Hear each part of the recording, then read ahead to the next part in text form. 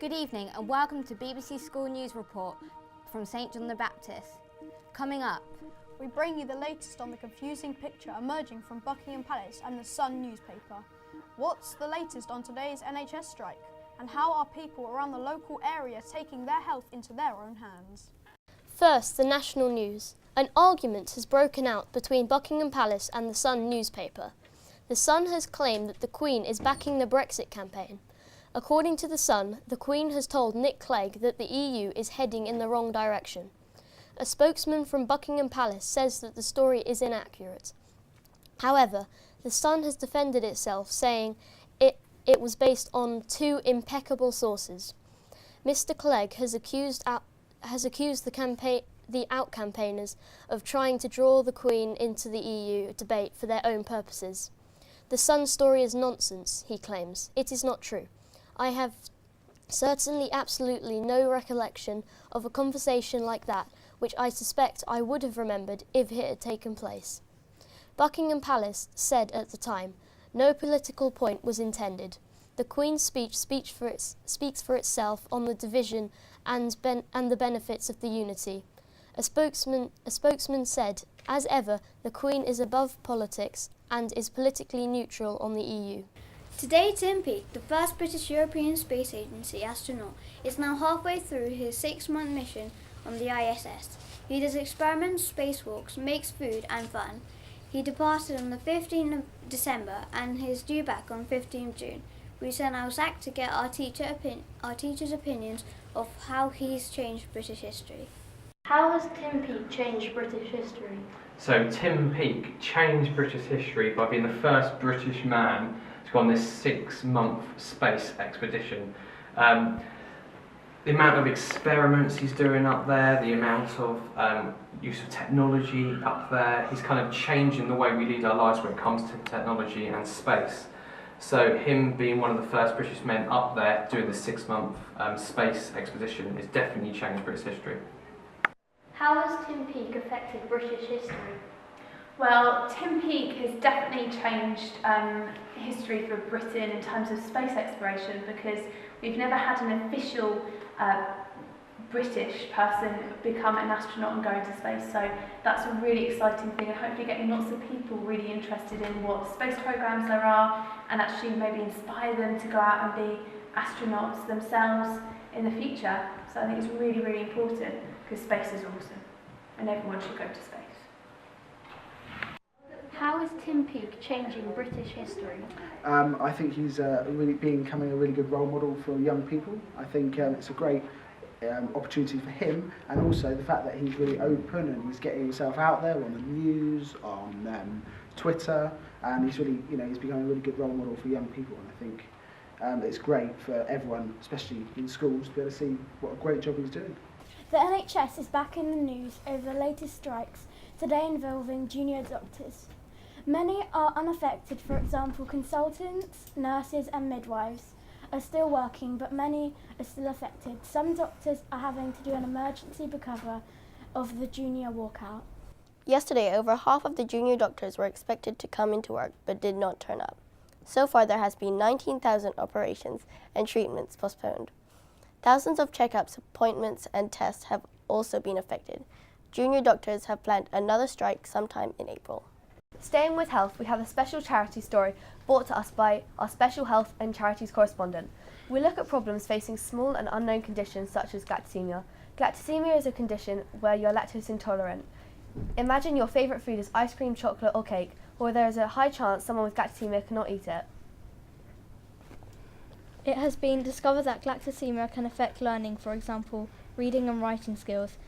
Not many people have heard of this charity that improves lives and inspires children with the condition, and we want to help them. Many charities have government support and raise lots of money each year. However, this charity is a small charity that is trying to wear awareness. Your help and support really matters and is really appreciated. For more information, visit galactosemia.org.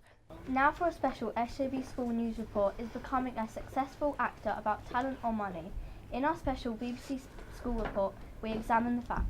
Oscar-winning actress Judy Dent claims that young actors are held back by wealth divide and fears that working-class talents are being lost by the cost of drama school training. Actors such as Daniel Radcliffe were fortunate enough to go to a private school and have his school funded. The increase in reality TV shows such as Big Brother and Gogglebox help ordinary people without any acting backgrounds become actors. Actors such as Cameron Diaz found a different way of getting into the acting industry, as she became a model at the age of 16 and her modelling agency introduced an acting job to her, and that's how her acting career started. All these well-known actors had the chance to be an actor because of their background. Nowadays, it is harder to become an actor as most acting schools are expensive and many can't afford the prices of acting schools.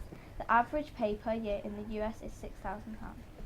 In a special SJB interview, we speak to actor Ross Maron, famous for his starring role as Perfect Peter in the highly successful film Horrid Henry. Hello, I'm Leo, and today I'm with SJB student and star of Horrid Henry the movie, Ross Maron, to talk about how his life changed and why acting should be accessible to all. How did you get into acting, and how did you get to the point where you starred in the role? Okay, so how I got into acting was I joined an agency up in Guildford called Italia Conti, and it was like my second lesson with this new acting teacher called Dennis. And Dennis, second lesson, he just saw a potential in me, and what it is the agency, what they do is they hold auditions every year, and about every person auditions, and only 2 get in, but he got me a fast pass, so and then that all kicked off.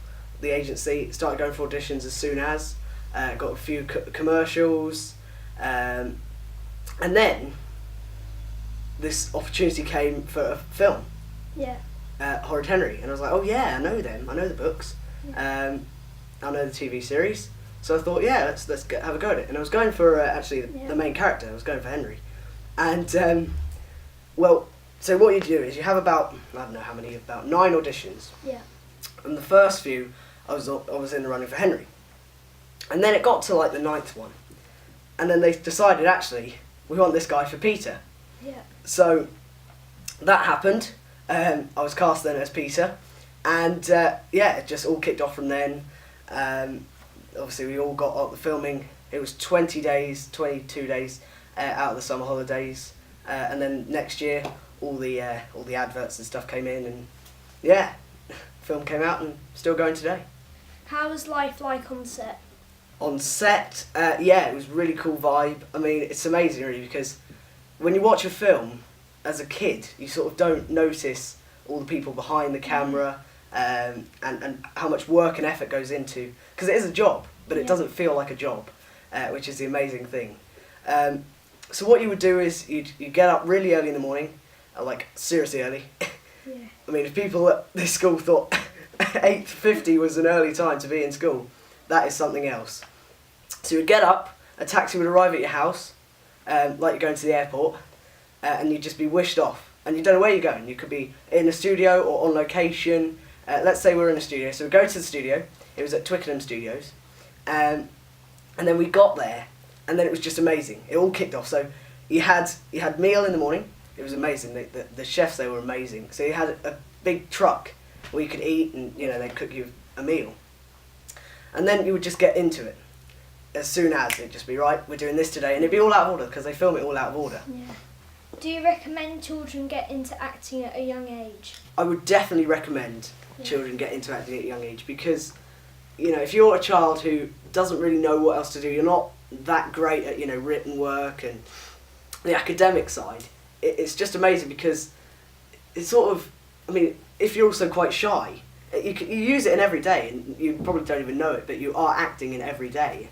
When you've got to give a presentation, or just meeting somebody else, that technically is acting. Because a legend of mine, Johnny Depp, he said a famous quote that when you're acting, there has to be a certain element of yourself, or else you're not acting, you're lying. And that quote kind of strikes me as, when you are in everyday life, you are acting.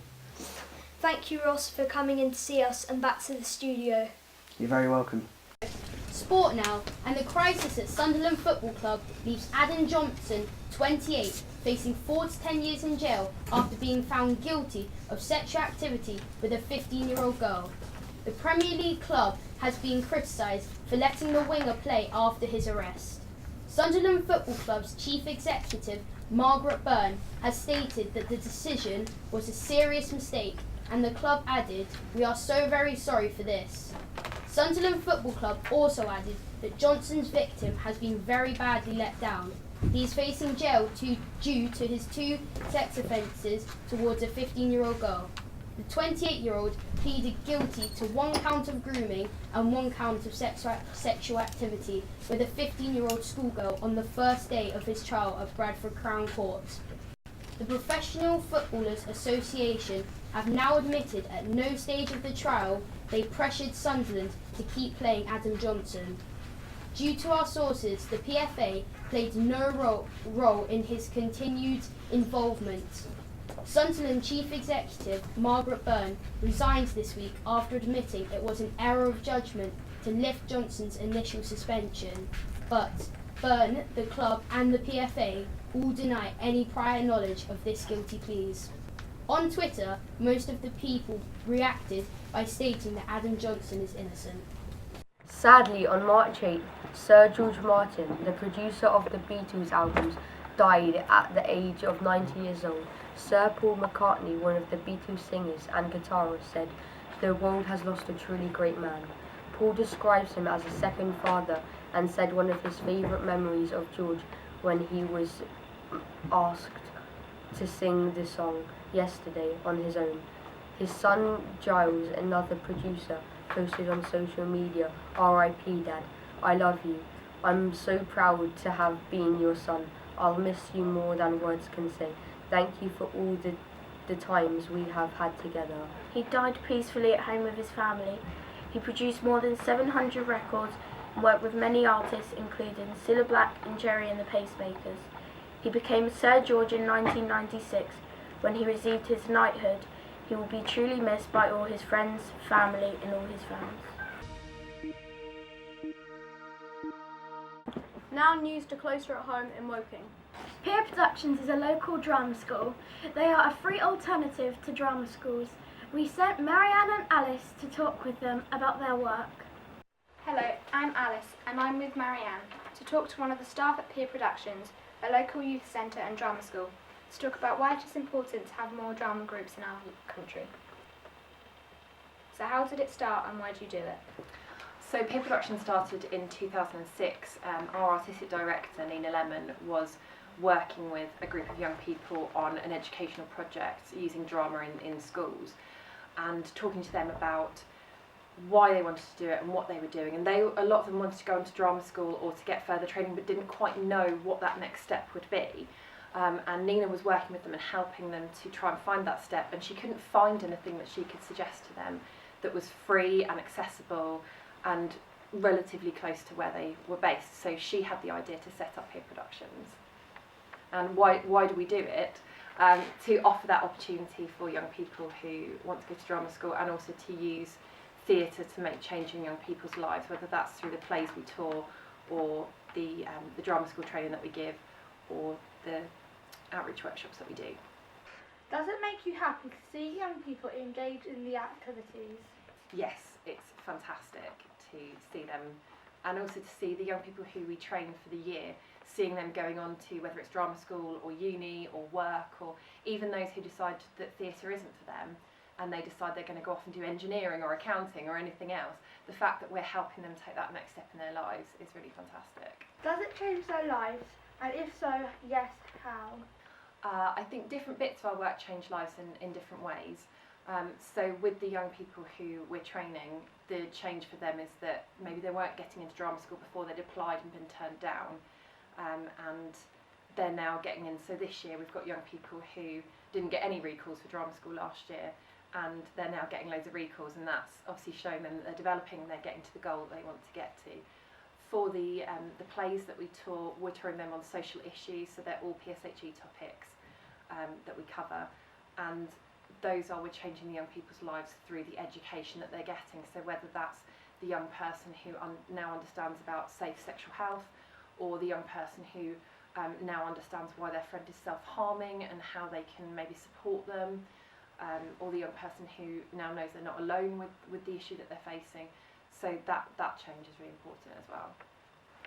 In your opinion, is it important for more people to join drama groups? I think it's important for young people to have opportunities that are good for them and that they can access. So if somebody doesn't want to do drama, I don't think they should be forced to join a local drama group, but if they want to, I think the opportunity should be there, and that they should be able to access it, and also that money is often an issue for young people in the arts. There's a lot of opportunities which would be fantastic, but they're really expensive and not everyone's got the money to do that, so having some subsidy that would enable young people to access that, whether that's a free place on the drama course they want to do, or bursaries, or whatever that is. What do peer productions do? So there's 3 different strands to our work. We run a full-time training programme for 17 to 23-year-olds, and that's completely free, and they do a level 4 qualification, and the training is about teaching them what it's really like to be an actor, and help them work out if that's really what they want to do before they go to drama school, uni, or whatever the next step is for them. We tour plays into secondary schools on PSHE topics, so they are things like this year we're doing plays on sexual health, mental health and self-harm, and drugs. So it's all those kind of issues that young people are really grappling with. And the other strand that we do is we do outreach workshops with specific groups. So this year we're working with learning disabled young people, and we're also running a group for vulnerable young women. But we've worked in primary schools, we've worked with LGBT young people, young carers, all sorts of different groups to use drama to help them express themselves and to explore their ideas. Thank you for talking to us and giving your opinions back to the studio. Stories about MPs are everywhere, but beyond the newspaper headlines. What does this incredibly important job actually involve? A group of 6th form students from St. John the Baptist School were keen to get their own insights into the world of politics by interviewing their local MP, Jonathan Lord. They were excited to find out what exactly being an MP involved. Good afternoon, and it's really great to meet you, and we're all interested in your job. You have such an insight in running the country and making important decisions. So we'd like to know, what's the atmosphere like being at the Prime Minister's questions? So PMQs, as we tend to call it, take place every Wednesday at midday when Parliament's sitting, and it's a bit of a bear pit in there, as you probably know from watching it on television or the clips that you've seen, and that's atypical. So most of the time the debates are much quieter, perhaps more thoughtful, you might say. I enjoy PMQs. I think it's great to have the Prime Minister on the spot for over half an hour, answering questions from the Leader of the Opposition, but then obviously from MPs across the House of Commons. Keeps him on his mettle. Most Prime Ministers prepare, I suspect, for large parts of that Wednesday morning for PMQs. Now, the cynics would say, well, they're preparing their sound bites and all the rest of it. But also what it means, because the Prime Minister doesn't know what questions are going to be put to him, he has to be across the whole of government. In terms of, now obviously a bit like exams maybe, there might be a little bit of question spotting going on. So some of the items in the news are likely to crop up, but he can be asked absolutely anything. Hi, I'm Emma. And I'm Agatha. The power of technology, it is in our everyday lives. We use it all the time. It is estimated that teenagers alone spend at least half an hour every day on their gadgets. So what are the positives of technology? Everyone can keep updated with each another. For example, Facebook allows people to communicate with each another in different countries and in school, such as emailing our teachers. We spoke to the head of our school, Mr. Gravel Hampshire, about technology within the school. Mr. Gravel Hampshire, welcome to BBC SJB School. Thank you, Emma. So, the first question, what do you think the personalities have changed since they have got the technology? So do I think the students' personalities have changed since they had technology? No, I don't think the students' personalities have changed at all, really. you students are exactly the same, whether you've got an iPad or you haven't. You're bubbly, you're chatty, you're lively, and you always smile. So I think with the iPads, that's exactly the same. What I would say is that the iPads have brought certain groups of people together. So some Year 7s love to be on their iPads all the time and interact and play in their free time, which is absolutely their choice. But personality-wise, I'd say you're still the same. Okay, so how could you improve the iPads at the school? How could we improve the iPads at the school? I think my personal opinion is that you, the students, have done a brilliant job of using the iPads, and I would say you're well above us, ahead of us as the staff. So I think to improve iPads we'll do two things. One, we need to make sure that we can allow you students and staff to print from their iPads directly. And secondly, a little bit more training for us old people and the staff, because you as the students have got it cracked and we're a little bit behind, I think. Now news from right here on our doorstep, here at SJB. On Sunday the 13th of March, the Surrey Half Marathon will be taking place, starting and finishing at Woking Leisure Centre. Thousands of people will be taking part either in the half marathon or the children's 2K race. This event will bring the community of Surrey together in a fun and healthy way. It's a long day full of excitement, starting at 8:30 and roughly finishing at 1 p.m. Each contender will receive a medal and goodie bag for their perseverance to support the hundreds of charities based around Surrey. Some of these charities include Woking and Sam Bear Hospices, Macmillan Cancer Support, and many other charities who are supporting a needy cause. 25% of money raised by SJB staff, students and parents will be donated to hundreds of charities based around Surrey. The rest of the money raised will be used to purchase and provide equipment as well as technology for a project that has been a dream of the school for over 30 years, the SJB Sports Hall. We're here with Mr. Granville Hampshire, asking him questions about the Surrey Half Marathon. How long have you been training for? Probably not long enough, only really about 7 or 8 weeks, infrequently. Who is your biggest competition? I was hoping it was going to be Mr. Windsor, but I think he's going to be much quicker than I am, so I'm going to say Miss Hearn. What is your goal time to finish? If I do under 2 hours, I will be really, really happy with myself. Are you running in a team? I'll be running by myself, but hopefully trying to overtake as many SJB staff and students as possible. How do you think that the sports hall will benefit from the fundraising? Well, hopefully we can raise as much money as possible, and then that means that we can buy lots of really snazzy, brilliant equipment that we can put in the fitness testing suite for you all to use. Thank you, and thank you for your time. You're most welcome. Over the past year, construction for the SJB Sports Hall has commenced. A shell of the building is what we have so far. The project is predicted to finish in the next few weeks, providing an environment of fitness and fun for all the SJB community. If you would like to donate money to go towards the SJB equipment we need, go on the SJB website and click Read More on the SJB Wellbeing page. Thank you in advance for generosity. The benefits of world-class schools for students are improving reading, writing and communication skills, helping students to learn quicker and developing important key skills. It also motivates the students to push themselves to work at their best and greatly develop the knowledge in all topics. World-class schools help teachers as they help them by pushing them to teach at their best. They also intend to create a real sense of belonging for teachers and for their teaching to flourish with hard-working students.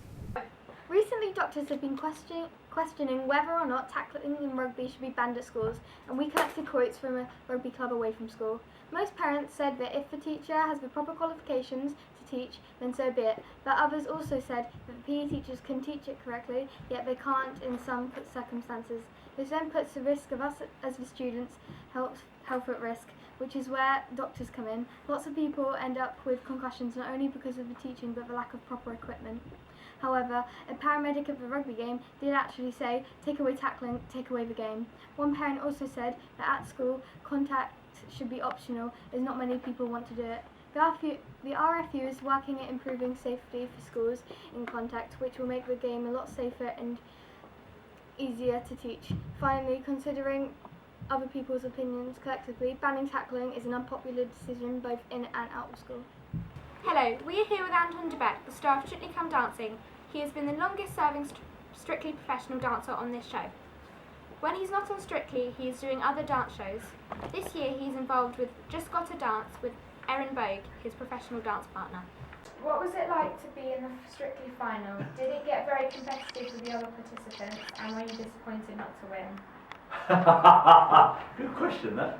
I was delighted to be in the final. It was lovely after all these years of not being in the final. It was quite nice to be in the final. We had a good last week as well. It was a fun week, having made it into the final from the semi-final, of course. That week leading to the final was a really nice week. You know, we did a few things for the show. How do you get on with the judges when they are very critical of your celebrity partner? Well, I always get on with the judges really well. I mean, because I like them all. They're all super. The judges have got a job to do, a role to play. And the thing about judging, I mean, I did it on the People Strictly last year. Actually, I had a go at that. Craig was in Australia, so they asked if I would judge the show. And the thing about it is that you have to say something. You have that moment given to you to critique the dance that's just been performed. It's not enough to go, yeah, that was all right. Yeah, I quite like that, it's not bad. It's not enough to do that. It's not very interesting to the audience, the viewer. It's not really that informative to the dancer. How do you come up with the dance ideas for your tour? For our tour, how do we come up with the ideas? That's a good question. Well, we have a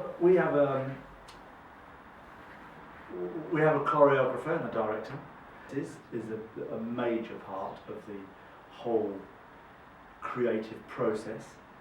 And then when you get into the studio and start putting the thing together, sort of creating the numbers, that's I say collaborative. It's sort of collaborative, really, between myself and Erin and the choreographer. We tend not to do too much choreographing ourselves for us, Erin and I, because we've been dancing together for 20 years and we've sort of done everything we know. So I always like to get outside influences and fun, and you're always pushing yourself, learning new things, getting other influences. That for me is really exciting. So I enjoy all that. That's for me that's the real sort of great fun about it, is creating the show and then going out performing it. What is your favourite dance to perform with Erin? Well, I love doing the slow foxtrot. That's my favourite dance. Erin always loves a quick step. We do a lovely waltz in the show this year, if I say so myself, but we seem to have that lovely combination of perfect song, choreography. We just seem to have... Is there a celebrity you like to dance with? No, this is a very good question. It's a question I'm often asked. And I can never remember anyone's name, which is useless in the context of the question. But what I do say is this. The great thing about Strictly Come Dancing is you never know who you're going to get. If you weren't a dancer, what job would you have done? Oh, well, not much. I can't deny it. Probably not a lot. I don't really know. I don't know what else I could have done. I'd have had to have tried and been sporty. If I wasn't a dancer, I'd have had to have danced. I would have had to have tried and been sporty. Or I was an excellent salesman back in the day. Tremendous. Wouldn't be able to sell beds for fun. I don't know why. Thank you very much. Thank you very much for your time. Oh, listen, thank you very much for the time. You are excellent. You're very good. I didn't believe you at 12. You're so much more sort of, in control of everything. When I was 12, I was a ridiculous, quivering wreck. You're so much more, isn't that? Good, isn't it? Good control. Well done. Congratulations. Thank you very much indeed. It's nice to see you. SJB prides itself in its drama teaching. Now we go to drama teacher Miss McConnell to ask her about how it affects new children in secondary school. Hello, I'm Leo and I'm with my drama teacher Miss McConnell to ask her how doing drama at secondary school can help if you are being bullied or don't have a hobby. So how, in your opinion, does drama help with the change into secondary school? Drama is obviously really important because the most important thing is that you are working with lots of different people. So what we do in drama lessons is we make sure that every single student works with a range of people. So it's about those life skills, making sure that you understand how to communicate and work with others. Is it a good hobby for people who don't have one? Yeah, absolutely. Drama is really important because it builds self-esteem. So if you don't have a hobby, you might be quite low self-esteem, you might not be very confident, or you just might not have an interest. And drama really relates to everyone, because what we do in drama is about real life, so it isn't just a particular topic. How does it help people who are being bullied? I think it's really important for people that are being bullied because it gives them a communication platform. So if there's something going on in their life, they can use drama to express that. And as a teacher, we get to see what's happening in the role play, and actually it helps students understand how they're feeling as well. Thank you, Miss McConnell, for coming to speak to me and back to the studio.